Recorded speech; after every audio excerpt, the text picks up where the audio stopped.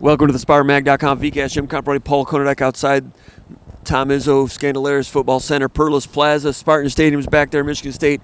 Big football game, they're saying, this weekend. Paul, I got the Wolverines and the Spartans going to play tackle football in Ann Arbor. You just renamed the building. Congratulations. This is the Tom Izzo Football Building, Scandalaris Center, something Doug Weaver Indoor Practice Facility, the Duffy Doherty Building. It's been all those things, and this rivalry has been a lot of things over the last 100 years or so, Paul, and this one's an interesting one. 12 months ago, when Michigan State was in the depths of despair and all kinds of other things, if you would have said to us that 12 months from that point that a lot of people would be picking Michigan State to be very competitive, maybe beat Michigan on the road 12 months from last year, I would have said, man, that sounds pretty crazy. It wouldn't seem possible, but here we are. Michigan, of course, has had their struggles. Michigan State had lost 3 in a row, but learned as they went along and played the best game not only of this year, but better than they played all of last year. I'd say the best game they played maybe since the win at Illinois in 2022, maybe the best game they played since 2021. Not that they were great, but they were good and they were physical. It's a brand of football that can probably be repeatable in some ways. We got a football game, Paul, Saturday. What do you think? I think it was great just in terms of what they did and how they won. I mean, it might not have been perfect, and it wasn't perfect with, like obviously you want to finish drives and score touchdowns, but against a good Iowa team, and you look at what Michigan State did, and you've got a young quarterback, you don't want to score touchdowns at the risk of throwing interceptions. So Michigan State did what it needed to do in the physicality department, and I think just the whole, you forget what the score was, but just in terms of winning at the point of attack on both sides of the football and those kind of things, that to me is a building block when you can harness up and play that level of physicality. Transitioning forward to this weekend, they're going to have to do the same thing in terms of the physicality piece. It's going to be different against Michigan, both on both sides of the ball. I think in our profession we tend to oversimplify things and saying that, you faced a physical running attack in Iowa, so you're going to do the same thing against Michigan. Yeah, Michigan does have some physicality on the offensive line. Yes, they do have physical tailbacks, but they don't run the ball in the same way, and they do more to change the eye level, and in Michigan State's front seven, I think against Michigan is going to have to be more on point, have more eye discipline, and read their keys better than maybe they did against Iowa, in my opinion. They did it real well against Iowa. Jordan Turner was talking about that today. We had interviews. Jordan Turner, Cal Halliday came out, Joe Rossi. You can get all those videos here. In the meantime, give us a like here on this channel, subscribe to this channel. Go to SpartanMag.com, become a subscriber. $1. Get it for $1 Spartan Mag for 7 days, and after that 50% off for the year. You get all the coverage as we head into this big rivalry game and coverage coming out of it all heading into basketball season and the remainder of a football season that could become really interesting. It's already interesting, increasingly interesting if Michigan State can win this game. But Jordan Turner was talking about, like you said, Michigan's a different type of running attack. Illinois is more, Jordan called it more flat style, more zone, inside zone, outside zone. Iowa ran counters earlier in the year. They didn't run many against Michigan State. Maybe they should have. He said Michigan will pull more people. They'll run power. They'll run counter, which makes it, finding your gaps as they move, making the run fits can be a little bit more difficult. Mullings is physical. Edwards can fly. Edwards is kind of an up and down type of player. He's an in-state guy. It's a rivalry for him. It's a rivalry for the Michigan people. You've been covering football for a long time, Paul. What's your sense on how Michigan's going to be able to come from this? They're coming off a big year last year. They lost a lot of people, new coach. Everybody knows what's going on with the quarterback situation. Now they've lost 3 or whatever it is. If they lose this game, I mean, it's already kind of a crisis situation. What version of Michigan are we going to see going back home in this game? Is it last stand for them right now? It's really hard to tell because we've seen this before with Michigan State. I'm thinking back in 2016, Michigan State had the playoff team, and then they had a big recruiting class, and everyone was talking about how Michigan State, because they were routinely winning 11 games a year, was just going to saddle up and do it again. And Michigan State had very little leadership at the player level, had a bunch of turnover, and it just was not a good situation. It had quarterback issues, all the things that Michigan is dealing with. I think right now the toughest thing for Michigan is the fact that all this is going on. You got quarterback issues, you've got failures on offense, but you also have a first-year head coach, and that's the difference between, I think Michigan State back then. With Mark D'Antonio, you got a first-year head coach, and you're already seeing headlines this week that say, if Michigan loses, is Sherrod Moore going to get fired? I mean, it's one of those clickbait headlines, but the fact that kind of stuff is already out there is kind of it's a problem for the program. So you can either go one of two directions. You can circle the wagons and kind of like go inward and galvanize, and you can use, if you're Michigan, use this game as an opportunity to say, hey, we've struggled, but that's not who we are. We want to be a better version of ourselves, and we're going to prove it in this game, and you're going to do your job. Or you can go the other direction, and you can try to play hero ball. Everyone can try to win it on their own, and then things really tend to fall apart, and the finger pointing starts. It's hard to see what's going to happen. The one thing I will say is, like, they're playing on the road at Michigan, and if things don't go well for Michigan early in that game, there's going to be all that collective anxiety in the stadium, and that kind of like feeds kind of some of the angst. And to me, in my opinion, how this thing plays out pretty much depends on how Michigan State plays early. You look at what they did against Iowa. They set the tone with a run early. They set the tone with the defense early, and they kind of like established themselves that we're the team to beat. If Michigan State has a little bit of success on either side of the football against Michigan, and Michigan's struggling in some way, the collective anxiety, I think it tends to become a problem. We've seen that with Spartan Stadium back in 2016, or other times when offenses have struggled, where the defense is pretty good but the offense is bad. And I just think psychologically, it could go one of two ways. I don't know which way it's going to go, because I don't know the guys in that locker room. I don't know the coaching staff. I don't know, I'm not around that team.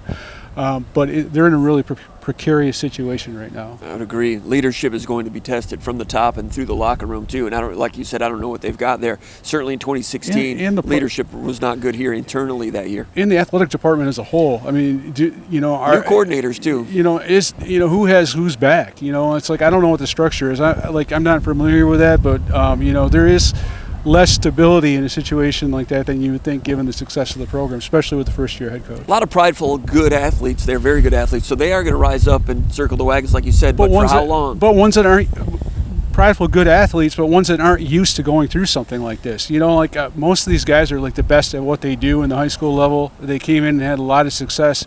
It is tough when you've had that kind of success and you've never experienced failure, to kind of experience that for the first time, and then kind of dig deep and find within yourself a way to get off the mat and way to bring others with you. For a lot of those guys that are like the elite level athletes, sometimes it's more damaging when you have this kind of struggle, because they don't know how to deal with misfortune. And it starts important for any football game, but for this one, for Michigan playing at home, as the crowd turns on them, does that make the climb more steep, and do they let Michigan State become more fired up? Michigan State's believing in themselves. You give them more chance to believe in themselves. It's going to be really an interesting football game. Now, Paul, just a few years ago, the state of Michigan ranked first in the nation for deposit container recycling. 90% of all purchased bottles and cans were being redeemed for their deposits.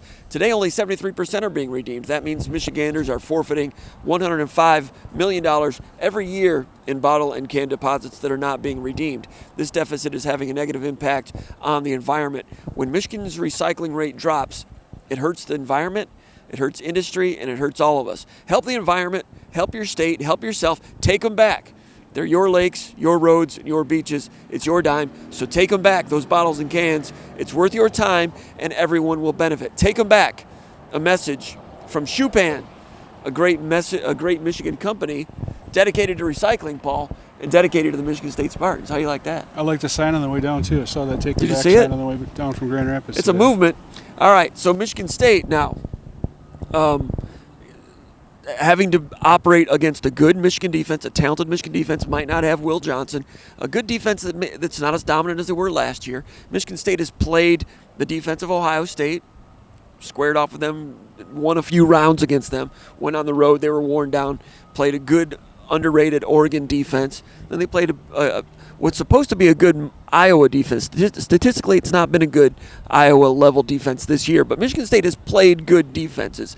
I asked Jordan Turner today if playing Ohio State and Oregon helped sharpen themselves up on defense this year, and he said definitely. We saw what that level is all about. So Michigan is good on defense, but it's not going to shock Michigan State. Childs has seen good defenses, and Childs might have had trouble more trouble against this Michigan defense if it were September 15th, like when he was at Boston College and some of the things. But some of the mistakes he made early on as he learned as a young quarterback, which is understandable. But Childs has played at Autzen Stadium. And at Autzen Stadium they got behind, and I thought one of the good things Childs did that day is he resisted the urge of trying to throw it through a wall and do too much to come back. His discretion has improved. Had an interception and a near interception against Iowa. The near interception was not a bad read. He just missed the guy. He had Velling open. Remember when Iowa dropped that interception? He had a guy open on that play. The other one was not a good decision. But Childs is making fewer of those mistakes. Meanwhile, his ability to make plays and push the team down the field has improved. He's going to go against another good defense on the road like it was against Oregon. Raucous atmosphere you would expect. Childs, he's a young guy, but I don't think he's going to see anything that's going to freak him out. What do you think? Yeah, I mean, he's been in a lot. He's been in night games. I mean, you can look at the Boston College game even. I mean, it's a night game, and that environment was lit. Yeah, it was. With it was raining. And those people were hardy, and that Boston College, team, they've done some good things. Like the Maryland game is another game where Maryland's got a good run defense, not a very good pass defense at all. And I think there's maybe there's a few similarities between. I mean, Michigan's got obviously better front seven than Maryland did, but Maryland is not letting people run the ball very effectively. When I did some research for an article I wrote last night, I was surprised that of the run defenses that Michigan State has played, Maryland has given up fewer yards per average than Michigan was, and also Ohio State obviously is the best run defense that Michigan State has played. But where does Michigan rank in that? In terms of run defense, they're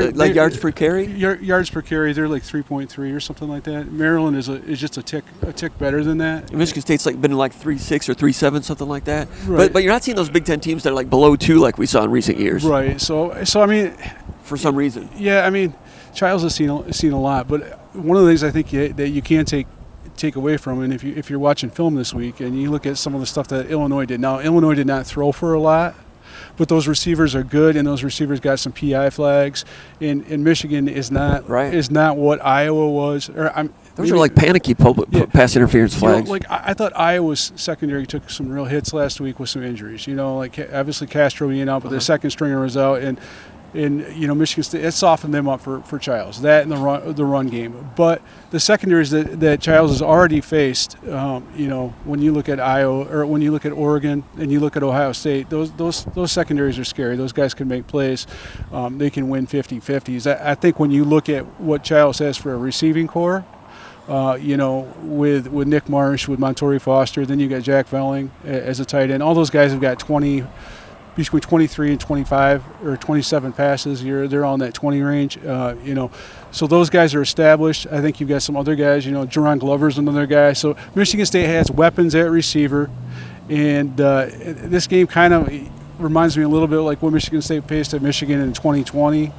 It was Michigan State had a skill player advantage in terms of they could do some things downfield. It's Ricky White and those guys. He's still getting it done, by the way. Yeah, he's having a great but year. they've got great. Michigan State's got they've got 3 legit receivers, and then Isaiah Johnson's another guy that's explosive. So they've got weapons all over the place. Velling is a weapon. I think the running backs have shown last week that they can catch the ball out of the backfield. So if I'm Aiden Childs and I see what's been on tape, this Michigan pass defense isn't even remotely close to what it was a year ago. Michigan's already given up. They've already given up 5 more touchdown receptions in 7 games than they gave up all of last year. Okay. So I'm looking at that. I'm looking at the targets. I think Nick Marsh is a big target. You're looking at a new coordinator, same scheme, new defensive coordinator that I do think he blitzes a lot, and that's his tendency. And if they're going to go with some zero coverage stuff or they're going to go man-to-man, then all of a sudden the child scrambling element becomes part of the game, just like it was for Illinois last week. They've got a mobile quarterback who's got some athleticism. I don't know if Childs is this is different than facing Iowa. Iowa doesn't blitz as much and whatnot, but if Childs has good footwork, moves well in the pocket, and is able to throw on the run, and that has been an issue at times. Like sometimes he looks really good throwing on the run, sometimes he doesn't. But if he has good mechanics and he plays the sound fundamentals, I think he can do some things against this team. And I think this is an easier team for those instances where he has to put the offense on his shoulders than it would be against some Oregon, against Ohio State. Doesn't mean it's going to be easy. They've got a tremendous front seven. They've got two of the best defensive linemen in the country. Those guys are good, but this isn't going to be shock and awe for Michigan State offense. And they're also feeling good about themselves. They're feeling confident for the first time this season, where everyone put it together. And I do think confidence is something that, it's earned, and they earned it against Iowa, but it's something that moves forward. You don't want to play a team that's got confidence. They are, and Michigan State is coming in there expecting to win, something I wouldn't have. I mean, athletes always expect to win. Going to the Iowa game, I was thinking, Iowa with their ability to turn over quarterbacks, and that was one of Childs' weaknesses at that point as he continued to learn. Needed to see it to believe it. Now that he's been through that Iowa minefield a little bit more, and Michigan State, when they were protecting the lead against Iowa, they went to the air with confidence, and he handled it. So this is a very talented guy that's getting better by the quarter, Paul. And now against a team that might chase him out of the pocket a little bit more. I thought Michigan State's pass protection on the edges. Iowa is not a team that specializes in the blitz and the sack and so forth, but on third downs, they can get after you a little bit, those defensive ends. And I thought Ramil and Lepo were pretty good with their pass protection on the edges. You're going to need that against Michigan, because one thing they continue to do well is bring guys off the edge really well with good athletes. They're not going to keep the pocket clean the whole game if you have to throw more than 30 times, but that part of Michigan State's also improving a little bit. So Childs is going to have some protection and some broken field explosiveness. But the throws that he made in that Iowa game here and there were some excellent throws. The type of thing, if Michigan fans were watching it, they'll be like, why don't we have a quarterback like that? Coming into this game, I don't remember the last time I went into a game thinking, Michigan State had a big advantage at quarterback and wide receiver. And also I'm going to say just offensive structure and execution. I mean, these coaches at Michigan State on offense continually get wide receivers open. Like I mentioned, even the dropped interception, the guy was open. There's some other times when Iowa had things covered, and that's going to happen in football. But the first play of a lot of drives, they'll show something new and spring somebody open. Lindgren and Jonathan Smith are good play design structural coaches, and that's a plus for Michigan State too. Michigan State's got a better quarterback, better receivers. The line of scrimmage is going to be an interesting battle, but I hate to be double talking all the time, Paul. I just can't believe what a difference a year makes, to use a cliche. Yeah, it's different, and I think Michigan. I do think some of what they do on offense is good, but you got to have a quarterback to run it. Sure, sure. You had with J.J. McCarthy or whatever. He's like dynamic athlete, yes. Passer, but you can be the best coordinator in the world, and you can have the best play design. But if you can only throw the ball a certain distance, and but basically what I've seen right now, and I haven't watched a dump of Michigan, but the receivers have been very uninvolved. In terms because of the quarterback issues, like they've got some really good stuff going with a tight end, with Loveland. Loveland is good. Smosh Gordon is good. He's explosive, but they've got to keep an eye on him on the return game. Right, but those two guys, it's limited. If you can't get your play, you can get level. They're getting level in the ball in a consistent manner. But you even saw against Illinois where they're going after him several times, and then you got guys jumping routes, or if all the throws are back shoulder, then you got guys taking risks. There's not the spread it out threat that you had with the pick your poison aspect that you had with Oregon or Ohio State, or even look at Maryland, because they had some explosive athletes. Good receivers. Like Ty Felton's is very good. Caden Prather is really good. I mean, those are both. That's a better skill group. Yes. Than when combined with the quarterback. Yeah. Than Michigan has, and so far. I'm not saying that there's not a potential for Michigan to turn some things around. Right. But right now, there's a limited number of things that Michigan State has to be super concerned with from that offense. So the tight end being one, and then you've got to really worry about like when you don't have to worry about receivers making big plays downfield necessarily. Then some of the eye level change things that they do with the run game, some of the motions, some of the formations, that's less problematic because you're not creating big, massive mismatches. And I'm interested to see what happens. I do feel like Michigan State's feeling really good about itself. I think Aiden Childs has been really good and has gotten progressively better. And this is going to be a maturity game for him, because the one thing that he hasn't played in is a game with a lot of emotions like this game tends to bring out. And I don't care how little you downplay the emotional aspect of this. When you play quarterback in that rivalry game and you've got someone hitting you late or trying to twist your ankle or trying to tear your face mask off, it brings out some different type of emotions than you've experienced before. So as a young quarterback, it's going to be interesting to see how he handles this from a maturity standpoint. And also, I think one of the biggest things in this game will be how he is able to run the football. I noticed against Iowa a few times and I mentioned this to you during the game, that I felt like he carried the ball too loosely.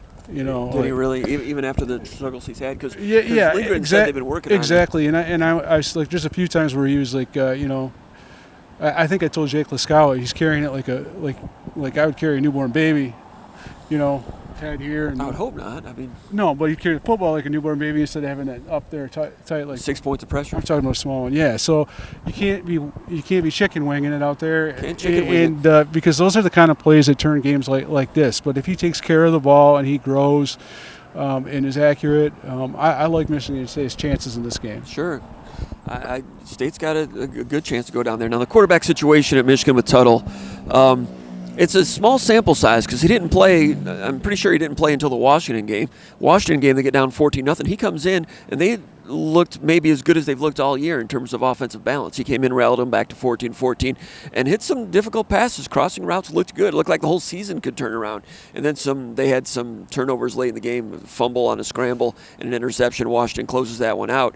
So then they go to Illinois after a bye week, and I'm thinking, well, Tuttle's going to have more time with this offense and be real sharp. And the opposite happened. His numbers were okay. He's like 20 out of 32. Numbers were okay, but he, inaccurate ground balls here and there. And then near the end, had some turnovers. And if I'm a Michigan fan, one thing I'm concerned about with Tuttle, even though he's 26 years old, like you mentioned a few minutes ago off camera, I think you mentioned that the way he handles problems, the way he processes it, and he doesn't flush a problem and move on. He remains bothered by it, which is disconcerting if you're a Michigan person or a teammate. I would think a guy that's should have a lot of experience, transferred in from Indiana and everything, but has not reacted well to adversity, as you'd say. Yeah, I don't know. But he has the ability to get hot, like he did against Washington. Going back home, he could come out and go 20 for 30 for 275 yards. Yeah, it's possible, but I don't know. I don't think he's the same quarterback that he has been in years past. I remember even going back to his first year at Indiana.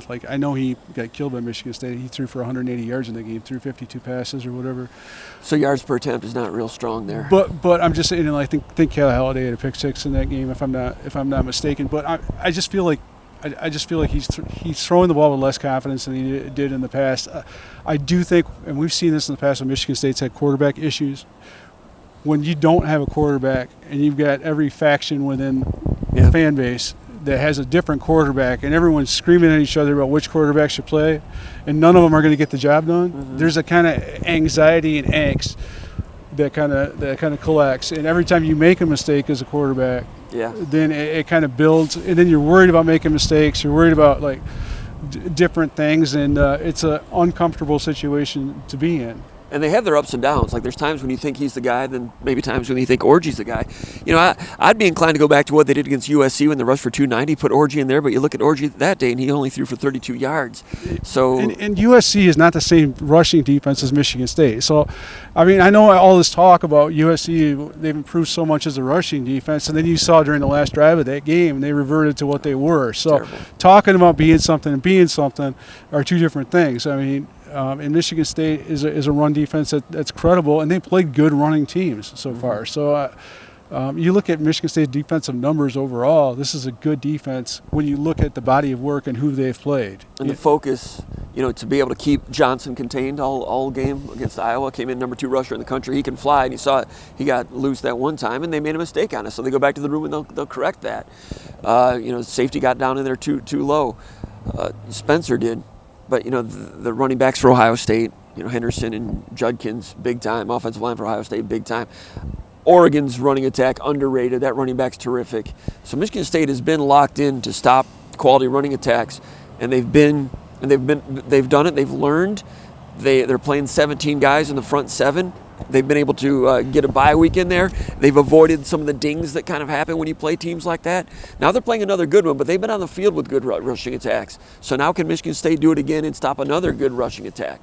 And Michigan, if Orgy's playing, they're already one-dimensional. If it's Tuttle, then we'll see if Tuttle happens to find some hotness on that day. But handling the run with Mullings and Edwards very explosive, inconsistent. Mullings is a battering ram. And I thought last week, coming back against Illinois, they were down 14-0 or whatever it was, 13-0. Mullings goes in there and they have that drive late in the second quarter, and they look like a good team. Like, there's times when Michigan looks like a good team. So can Michigan State rise up and play quality run defense against these guys? Yeah, one of the things that surprised me with the Illinois game is how much Illinois rushed for. No, I know it was Illinois, 187, I think. Yeah, and Illinois's got a good rushing, outing, good rushing attack. I mean, that's one of the things that they do well. They weren't last year, but that's, you can tell from Bielema that's what they want. 55 of those yards or 59 of those yards came from the quarterback. So okay. that's something to pay attention to. But that's going to be a big part of it defensively for Michigan State. I feel like if you can keep this Michigan offense in front of you, you're in the best position to win games, because they're not a team that's a real big play, deep strike threat. And I think so that's where some of the numbers, they look good, but they're not finishing drives. Now you can say the same thing about Michigan State. But in terms of like explosive threats, they're just not there, and you don't have the explosive arm talent to kind of like to exploit some things. But I think Michigan State tackling in space, making sure that there's not these big momentum type plays, just as Cal Haladay said today, just do your job. That's what the stress from Joe Rossi this week is. Nobody needs to play hero ball. Everyone needs to do their job, and if we do our job, we're going to be fine. And that's, I think there's a comfort in that, because in these rivalry games, against some of the teams, the last two Michigan teams that Michigan State has played, there has been, I'm sure, like, you've got to do more than your job, to try to contend with some of the challenges. This Michigan State team knows that it's good enough to beat Michigan. On a level playing field. They don't need breaks to go their way per se. If they play their game, they can compete with Michigan and they can beat Michigan. And so I think that do your job mentality is a good thing for those guys. And I think the dress rehearsal against Iowa was a good different teams, obviously different styles, but the do your job dress rehearsal against Iowa is going to serve them well at Michigan this weekend. And they stayed on task even with a 3-game losing streak and a bye week.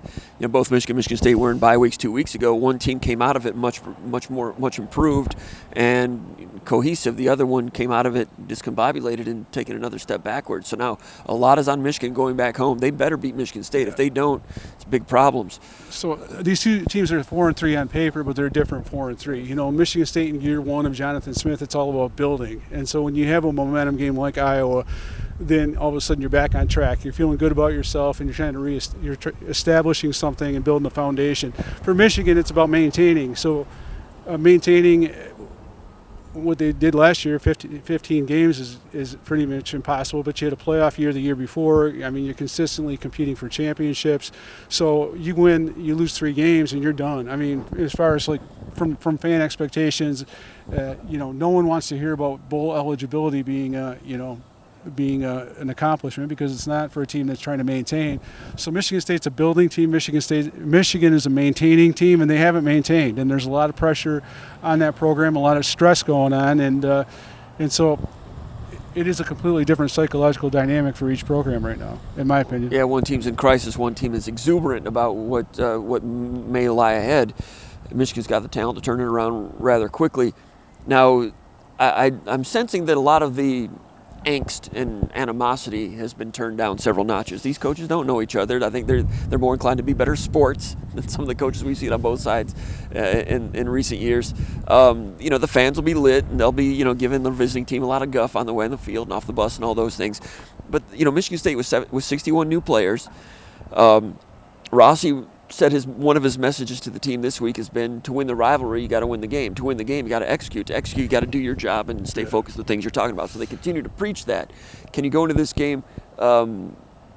Michigan State has played up in this game in some years because there's that level of animosity and hatred. Just like I said last night on Mag Live, like crazed dogs, like Lawrence Taylor used to talk about. Michigan State, Mubi, Ron Armstrong, who does some analysis for us, does a great job, says don't worry, they'll get there by the time they get on the field and so forth. Just before we wrap up, your thoughts on Michigan State may not be in that same crazed dog thing midweek right now, and as I say, in past years, past decades, the hatred for Michigan's palpable even in May and June and July. Not so much this year because they've had other things to do, other people at the top, other people in the roster coming in. What do you make of that whole thing? Am I just grasping here? Is that not a thing? Yes and no. I mean, for guys like Cal Halliday, I mean, he made a concerted effort not to say anything today, and he asked Ben Flieger, sports information director, if he did a good job on the way out. It's like that's part of it. That's part of this rivalry. Make sure that you're because they don't. Over the years, Michigan State has not wanted to talk a whole lot prior to the game. Right. They're not always successful. Sometimes someone will yap a little bit. Right. Not very often.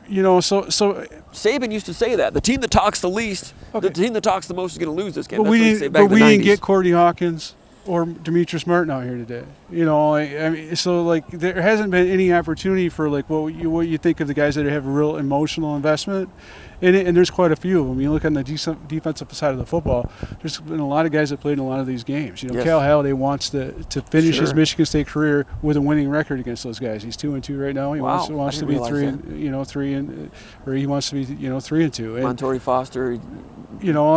Maverick Hansen. So there's that. Just because it's not on the outside. Now I do think what Rossi was saying is in some ways important, because I think of when he was talking about, someone asked about the Little Brown Jug, and he was like, that rivalry wasn't a big deal. But the one that is a big deal to Minnesota, where he's been at for several years before here, was the Paul Bunyan's Axe. Iowa and Minnesota. Yeah, both and then, games. And then those are two nasty rivalries.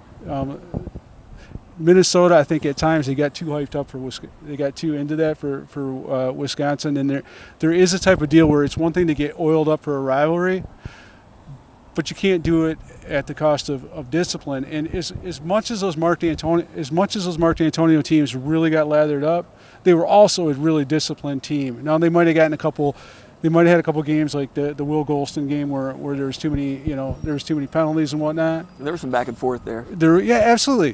But Mark D'Antonio was nothing if not buttoned down and disciplined. I mean, you talk about, he embraced the rivalry, but that's not all he talked about, is grievances and relitigating things. No, is you get your work done, and then we're going to go to war, and that's what they did. And we're hearing a lot about that. You get your work done this week, and that's important. But it becomes personal really fast once you get on the field, once you get in that environment. And I think Michigan State will be.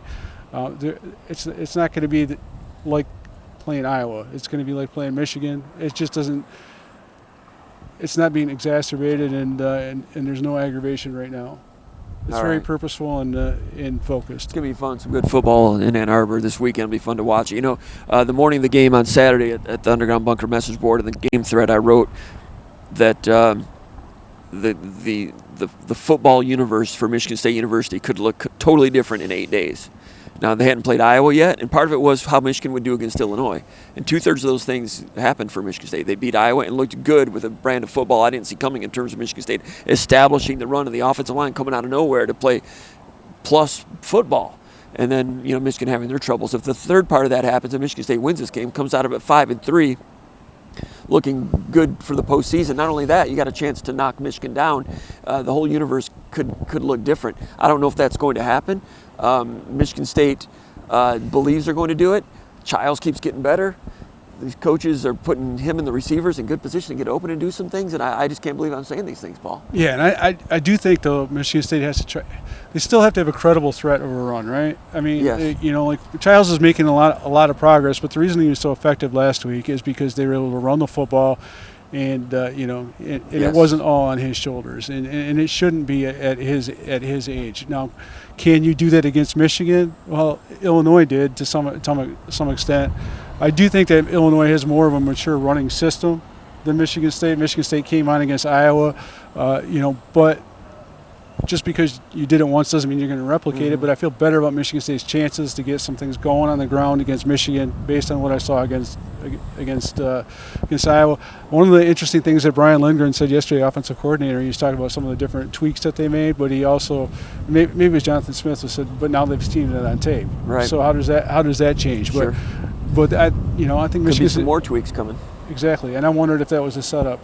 Like gamesmanship. I mean, that's what I would say if I was playing poker. So, now Michigan on defense, when they go against this Michigan State team, when Michigan played Minnesota, they began the game cover 3 with 8 in the box to stop the run with Darius Taylor, and they did stop him. Later in the game, Minnesota came alive through the air. I wonder if I don't know if you can sell out to stop the run against Michigan State as much as you want to. I mean, it's not like they're a great rushing attack. You play them straight up, but then that increases your chance to be able to run it, especially when you have the quarterback run as part of it. Michigan State all of a sudden is becoming an offense that, although 2 weeks ago was 17th out of 18 in the Big Ten in scoring offense, all of a sudden they're blossoming with they're not pick your poison by any means, but they're blossoming with possibilities there in offense. Yeah, I just how he handles the blitz, how Aiden Childs handles the blitz, how effective Michigan State is at identifying things pre-snap, I think is going to be a big deal. I do think, like, sometimes when you face a guy from the NFL that likes to blitz, some of what worked in the NFL in terms of, like, they have some fancy packages. That's what I'm saying. Like, it's too fancy. We'll see. I mean, sometimes it's too fancy. It can be. Like we've seen that in the past where if you want to play fast and you want to play physical, simplicity matters sometimes. And I think I can name off like half a dozen defensive coordinators over the years that had an NFL background that tend to get a little bit too complex on the chalkboard, where at times your program has to go back and simplify. Too much volume. Yeah, so I don't know if that's the case. I'm impressed with what Michigan State has done on defense with the complexity there. Yeah. But yeah, it's going to be an interesting game. But intriguing, with a lot on the line both ways. It's going to be fun. American-style tackle football. Paul Konyndyk, going to be fun down there in Ann Arbor. We'll be there covering it. So anything else, Paul? No. From East Lansing, Michigan, from the Perlis Plaza with the Spartans. You've been watching the VCast, SpartanMag.com.